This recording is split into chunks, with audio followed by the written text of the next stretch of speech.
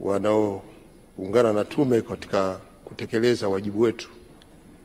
Na serikali, wajibu wetu ni kutekeleza yale maelekezo ya tume kulingana na ratiba yao, na wanayo ratiba ambayo inaonyesha matukio mbalimbali kufikia siku ya upigaji kura. Moja, kufanya kazi ya maboresho ya kujiandikisha kwenye daftari wapiga kura, ambako kila Mtanzania mwenye sifa ya kupiga kura anayo haki ya kwenda kujiandikisha, lakini pia anayo haki ya kuhakikisha kwamba yuko kwenye daftari tayari kwa kupiga kura. Sisi serikali kama wadau tunalo jukumu kama wadau wengine kushiriki pamoja na tume katika kutoa elimu kwa Watanzania ya umuhimu wa uchaguzi na umuhimu wa kujitokeza kwenda kupiga kura. Lakini sisi kama wadau pia tunalo jukumu la kuhakikisha kwamba nyakati zote za ratiba hiyo, kuhakikisha kwamba Watanzania wanakuwa salama au wanakwenda kujiandikisha. Tunao wajibu wa kuhakikisha usalama wake anapojiandikisha. Hata siku ya kupiga kura tunao wajibu wa kuhakikisha kwamba usalama wa mpiga kura unakuwepo. Lakini pia tunalo jukumu la kuhakikisha kuwa tunahamasisha Watanzania kujitokeza kwa wingi, kutoka kujiandikisha, kuhakiki mpaka siku ya kupiga kura, ili kila mmoja atumie nafasi yake ya kidemokrasia ya kupiga kura, kwa maana ya kuchagua kiongozi ambaye anaamini atamletea maendeleo kwenye maeneo yake. Kwa hiyo jukumu hilo kwetu kama serikali, ambalo linafanana na majukumu ya wadau wengine kama vyama vya siasa, taasisi ambazo zinajikita katika kuhamasisha, tutaendelea na kazi hiyo ili hayo mapungufu ambayo Mheshimiwa mbunge ameeleza yaweze kutoweka na kupungua kwa kiasi kikubwa. Kwa hiyo niwataka niwahakikishie na nitumie nafasi hii kuhamasisha Watanzania kwamba mwaka huu 2025 ni mwaka wa uchaguzi mkuu, ambako wale wote wenye sifa kupiga kura, ni wakati wetu kwenda kuchagua rais, wabunge na madiwani kwenye maeneo yetu. Na pindi Tume Huru ya Uchaguzi itakapotangaza ratiba yake, basi niwaahidi kwamba serikali itasimamia na kuhakikisha kwamba uchaguzi huu unakuwa salama na kuhakikisha kwamba mpiga kura anakwenda kupiga kura na kurudi nyumbani akiwa salama. Huo ndio wajibu wa serikali kama wadau wengine. Na kwa hiyo nitoe wito wadau kushirikiana kwa pamoja kutekeleza maelekezo ya tume ili kuwafanya Watanzania wote waliojiandikisha wote waende kupiga kura. Hayo ndio malengo ya serikali. Asante sana. Mheshimiwa Stella Simon Fiayo, mbunge wa viti maalum. Nashukuru sana Mheshimiwa Spika kwa kunipa nafasi ili na mimi niweze kuuliza swali kwa Mheshimiwa Waziri Mkuu. Mheshimiwa Waziri Mkuu, kumekuwa kuna wimbi kubwa sana la vitendo vya ukatili dhidi ya binadamu katika makundi mbalimbali ndani ya nchi yetu. Nataka kujua ni upi mkakati wa serikali kuandaa vitengo maalum kwenye mashule, vioni, ngazi za jamii, maofisini na katika maeneo mbalimbali ili kusaidia kukabiliana na changamoto za vitendo vya kikatili zinapokuwa zinatokea katika maeneo hayo. Mheshimiwa Waziri Mkuu. Mheshimiwa Spika, naomba kujibu swali la Mheshimiwa Stella Fiayo, mbunge kutoka mkoa wa Songwe kama ifuatavyo. Tunayo na tunashuhudia matukio ya ukatili dhidi ya watoto, wanawake, wazee, walemavu na makundi mbalimbali kwenye jamii yetu. Serikali inao utaratibu na imejiwekea mkakati wa kuhakikisha kwamba tunapunguza kwa kiasi kikubwa ukatili wa makundi haya. Na moja ya utaratibu huo, kwanza Rais wetu wa awamu ya 6 Mheshimiwa Dr. Samia Suluhu Hassan ameunda wizara maalum inayosimamia jamii na kuhakikisha kwamba inasimamia kupunguza na kuondoa au kumaliza kabisa ukatili juu ya makundi mbalimbali. Wizara hiyo ni maendeleo ya jamii, jinsia, watoto, wanawake na makundi maalum. Wizara hii imeweka mifumo ya kisheria inayomlinda kila mmoja ndani ya nchi na kumlinda dhidi ya ukatili wa aina yote ile kwa jamii.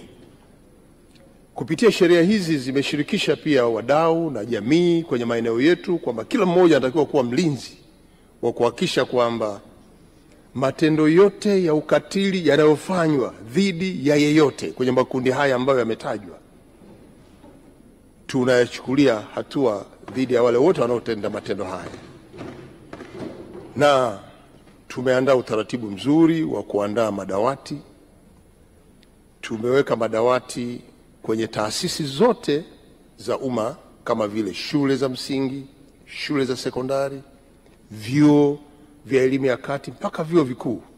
Tunayo madawati maalum ambayo yanatoa fursa ya yeyote anayetendewa ukatili kwenda kutoa taarifa, na pindi anapotoa taarifa hatua kali zinachukuliwa. Lakini tumepanua wigo pia hata kwenye taasisi zinazotoa huduma za kiulinzi kama vile jeshi la polisi, jeshi la magereza, nako pia tumeanzisha madawati maalum yanayomwezesha yeyote kutoa taarifa, kuhakikisha kuwa pale anapotendewa ukatili, basi kupitia zile sheria ambazo tumeziweka, yale madawati yanaweza kuchukua hatua kwa kumsaidia huyu ambaye ametendewa ukatili.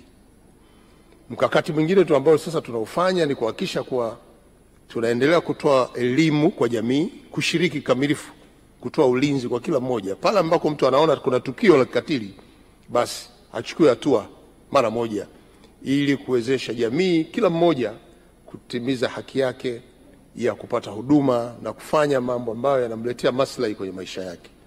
Kwa serikali na mkakati huu wa kuanzisha madawati ndio unaotoa nafasi kwa wale wote wanaotendewa ukatili. Nitoe wito kwa jamii.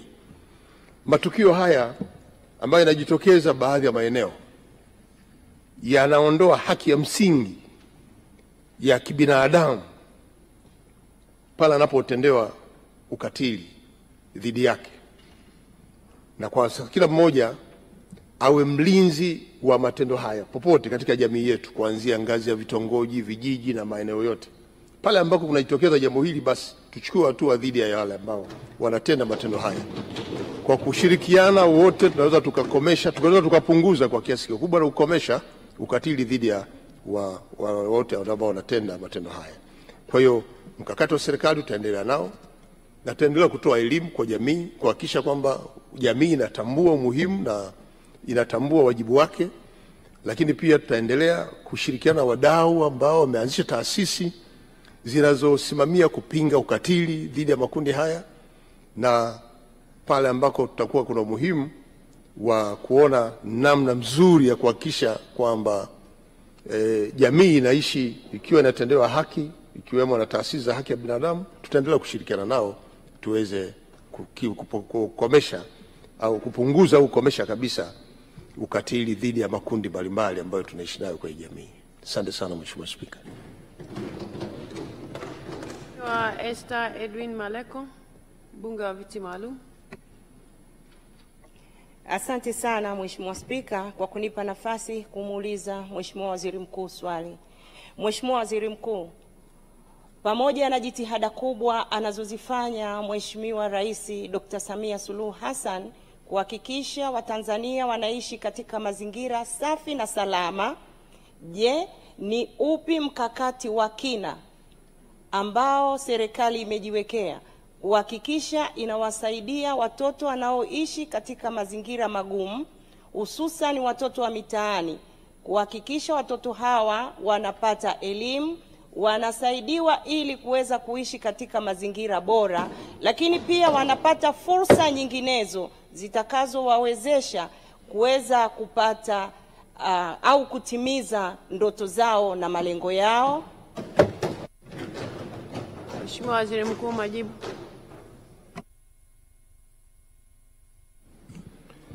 Mheshimiwa Spika, naomba kujibu swali la Mheshimiwa Maleko, mbunge kutoka mkoa wa Kilimanjaro, kama ifuatavyo. Amezungumzia mwenendo wa watoto wa mitaani ambao wanastahili kupata haki yao ya msingi na wanaikosa kwa sababu wako mtaani. Nataka nieleze tu kwamba jamii inatambua kwamba tunao watoto ambao wako mitaani kwa sababu mbalimbali. Moja, vifo vya wazazi, kuacha watoto wakihangaika na jamii iliyobaki kuto waratibu vizuri.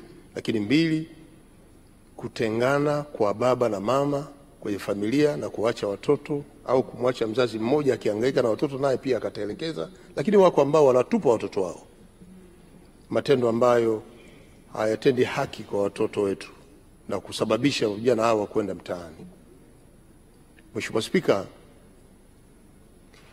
watoto wa mitaani kwa upande wetu wa serikali tumeratibu vizuri, kama nilivyojibu swali lililopita kwamba tumeunda wizara maalum inayoratibu na kusimamia mwenendo wa jamii, inayoitwa Wizara ya Maendeleo ya Jamii, Jinsia, Wanawake na Makundi Maalum. Na wizara hii imetoa maelekezo thabiti kwa mamlaka za serikali za mitaa ambako watoto hawa ndiko waliko, kwenye halmashauri, vijiji, halmashauri za manispaa mpaka majiji. Na tuna kitengo kule cha maendeleo ya jamii, ustawi wa jamii, ambayo kazi yake kubwa ni kupita na kuona. Kwa hiyo jukumu lake la kwanza kuwatambua hawa watoto mahali walipo, sababu za kuwepo kwao na mahitaji yao. Tunajua yapo mahitaji ya kimsingi: elimu, afya na chakula. Kazi ya wizara hii ambayo inaendelea nayo hata sasa ni kuhakikisha kwamba inawatambua hawa, lakini pia kushirikiana na wadau ambao wamejitokeza kuokoa mazingira ya watoto hawa ambao wamezagaa mtaani na kuwaweka pamoja. Na tumeshuhudia mara kadhaa wako wananchi wa Tanzania ambao wameguswa na watoto hawa kubaki mitaani, wanawakusanya pamoja na kuwahudumia.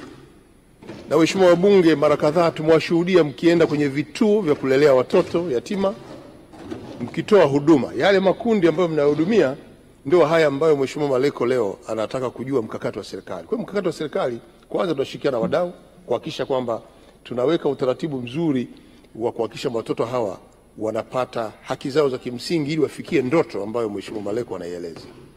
Lakini mbili, mifumo yote ya kisheria ya huku ndani ya kumlinda mtoto huyu, inayotoa mwanya wa kumfanya mtoto huyu aweze kuishi kama wengine. Moja, hata ile sera ya elimu bure imewezesha sana watoto hao kutoka mitaani na kuenda shuleni bila malipo yoyote, na kuwawezesha jamii ambayo imekubali kuwatunza watoto hao kuweza kukaa nao na kuwapeleka shule bila gharama yoyote. Kwa hiyo haya ni miongoni ya yale ambayo tunayafanya katika serikali.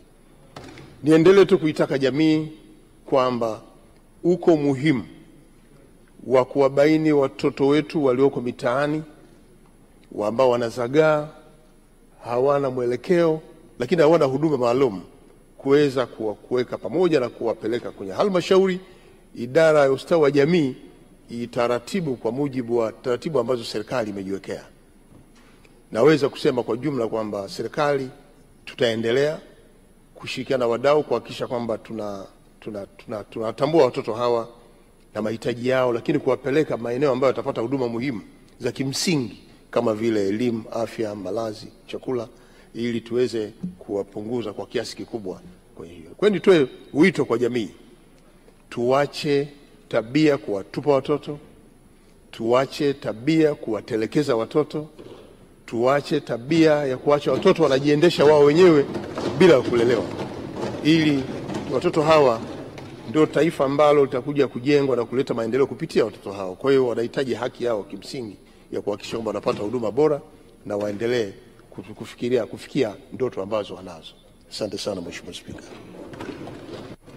Mheshimiwa Priscus Jacob Tarimo, mbunge wa Moshi Vijijini. Moshi Mjini, samahani. Nakushukuru sana Mheshimiwa Spika.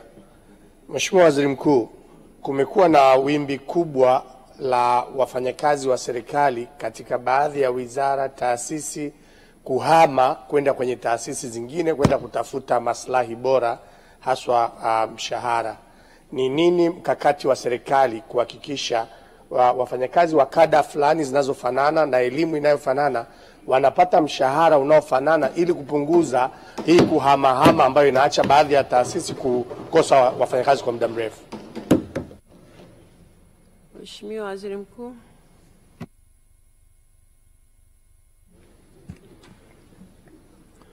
Mheshimiwa Spika, naomba kujibu swala la Mheshimiwa Priscus Tarimo, mbunge wa Moshi mjini, kama ifuatavyo. Swala la utumishi wa umma linaratibiwa vizuri na serikali, ikiwemo na maslahi yao kwenye maslahi pamoja na mshahara. Serikali kupitia wizara iliyoko ofisi ya Rais, management na utumishi wa umma, lakini pia hata ofisi ya Waziri Mkuu, tuna wizara ya kazi, ajira na vijana.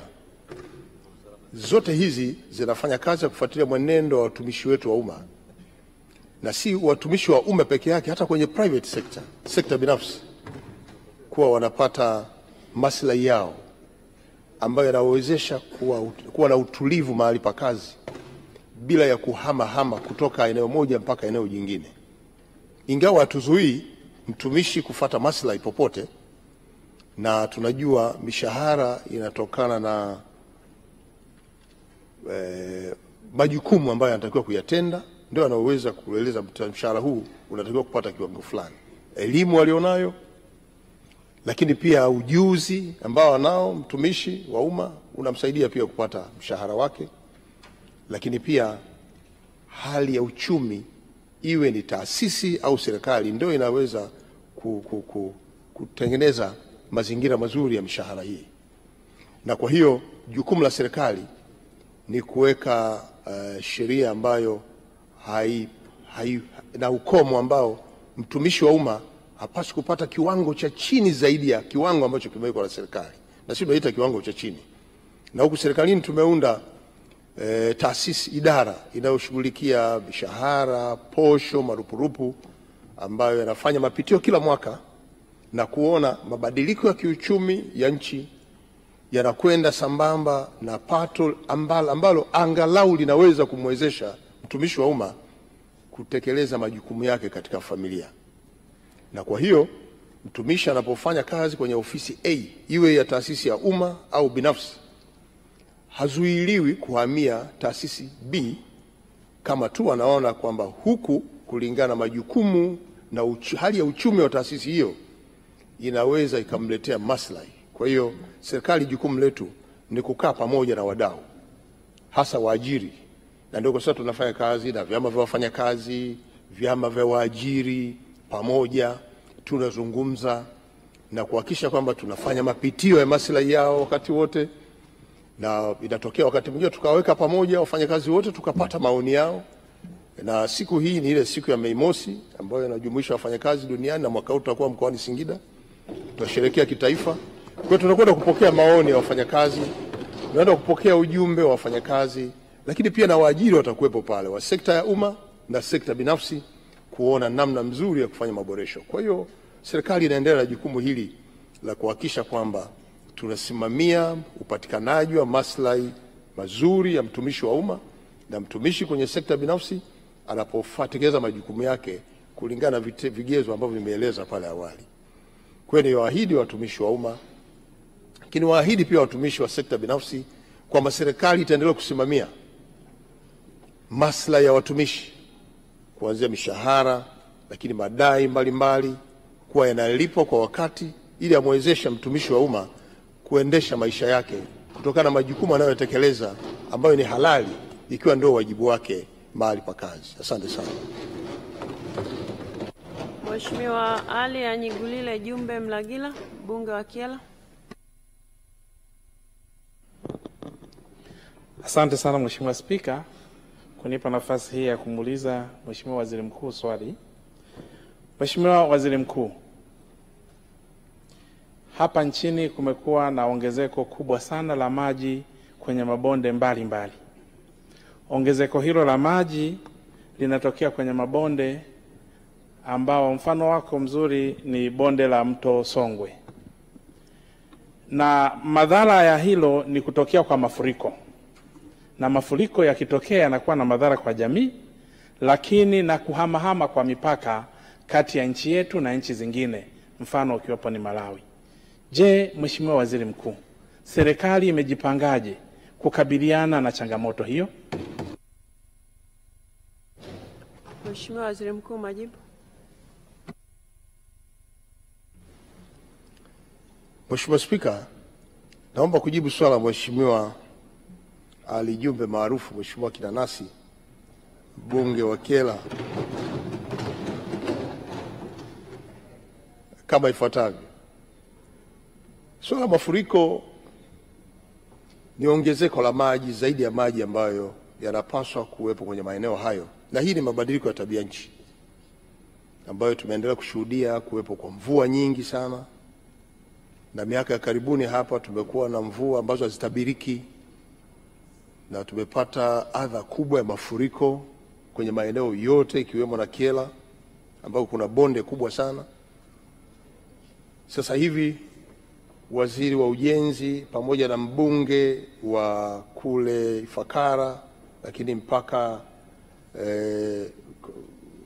wako kule Ifakara, kwenye bonde la Ifakara limejaa maji na mafuriko. Haya ni mabadiliko ya tabia nchi. Sasa nini mkakati wa serikali kukabiliana na haya?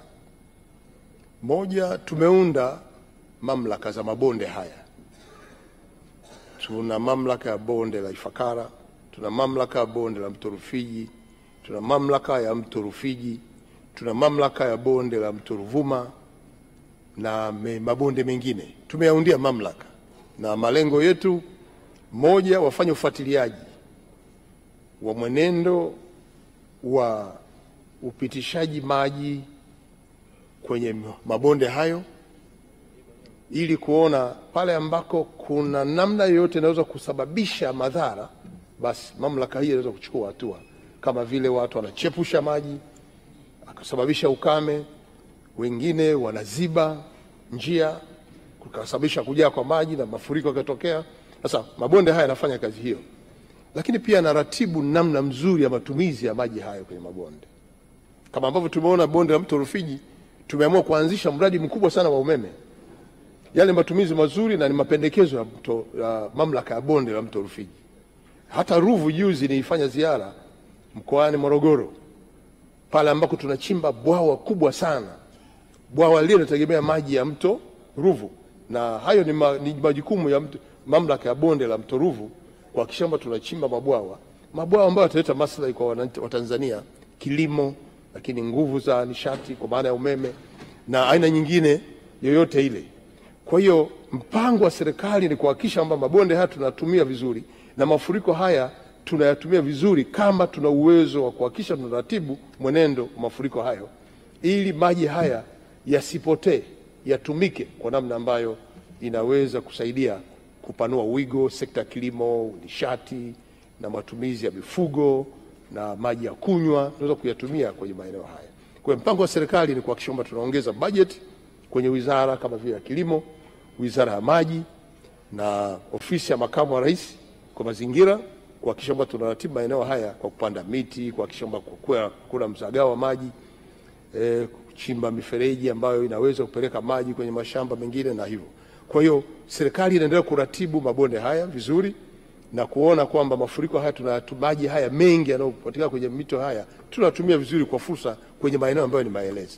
Tutaendelea na uratibu huo, tutaimarisha mamlaka zetu ziweze kuwajibika na kupata ushauri pia kutoka kwa wadau namna bora ya kutumia maji ambayo yako kwenye maeneo haya, ikiwemo na Kyela ambako kule kilimo kimejikita sana na tumefanikiwa sana, na Kyela ni miongoni mwa wilaya inayotoa zao la mpunga bora kabisa nchini na umeweza kupata soko zuri kwa hiyo. Kwa hiyo tunataka tuimarishe bonde lile kwa kuweka mifumo ya umwagiliaji ili maji yale yatakapokuja basi yakae yako tayari kwa kutumika, na kazi hiyo tumewapa mamlaka, lakini kazi hiyo tumewapa pia Wizara ya Kilimo na Wizara ya Maji waratibu, ili wananchi wa Kyela wanufaike kwanza na maji hayo ambayo yako pale. Asante sana Mheshimiwa Spika. Mheshimiwa Waziri Mkuu, asante sana kwa majibu yako kwa maswali ya Mheshimiwa wabunge.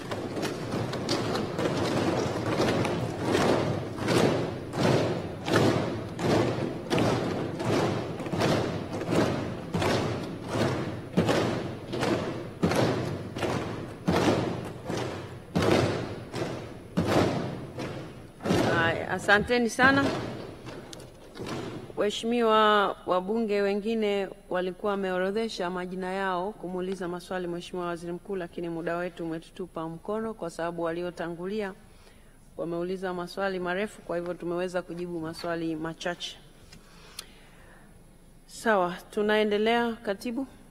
Maswali ya kawaida. Maswali ya kawaida. Ofisi ya Rais TAMISEMI, Mheshimiwa Bona Ladislaus Kamoli, mbunge wa Segerea, sasa ulize swali lake. Je, serikali ina mpango upi wa kuboresha mazingira ya kazi kwa walimu, hususan kuwajengea nyumba za kuishi? Swali hilo linapatiwa majibu na Mheshimiwa Naibu Waziri Zainab Katimba.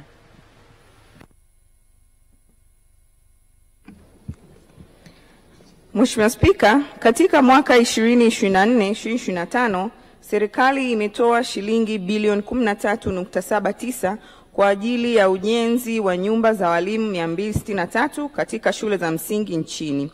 Vile vile shilingi bilioni 14.82 imepokelewa kwa ajili ya ukamilishaji wa maboma ya nyumba za walimu 741.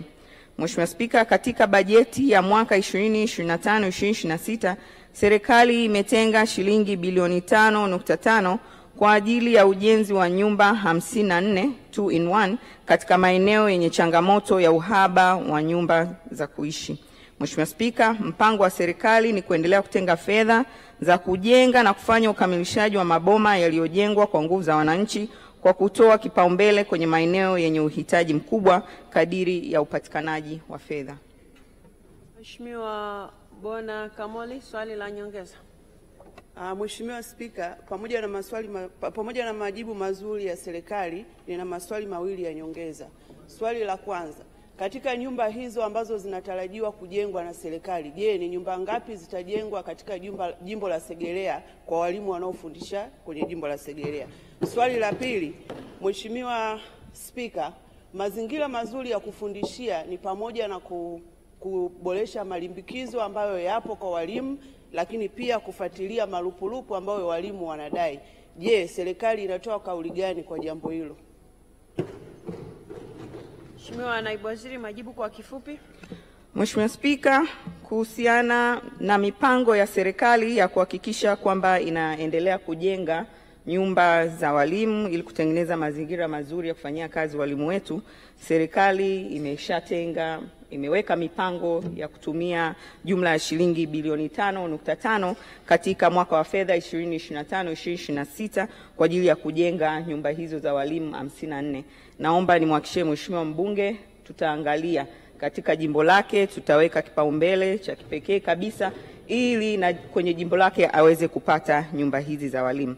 Lakini kuhusiana na swali lake la pili, naomba nitumie nafasi hii Mheshimiwa Spika kutoa maelekezo mahususi kabisa kwa wakurugenzi wote. Natoa maelekezo haya kwa niaba ya Waziri wa Nchi, Ofisi ya Rais TAMISEMI, Mheshimiwa Mohamed Mchengero, kwamba wakurugenzi wote wa wakurugenzi wote wa mamlaka za serikali za mitaa waweze kutengeneza mchanganuo, waweze kubaini ni watumishi wapi ambao wanadai malimbikizo yao ya mishahara na yasiyo ya mishahara, na waweze kuyawasilisha utumishi ili Wizara ya Utumishi waweze kufanya uhakiki, wapeleke hazina kwa ajili ya malipo.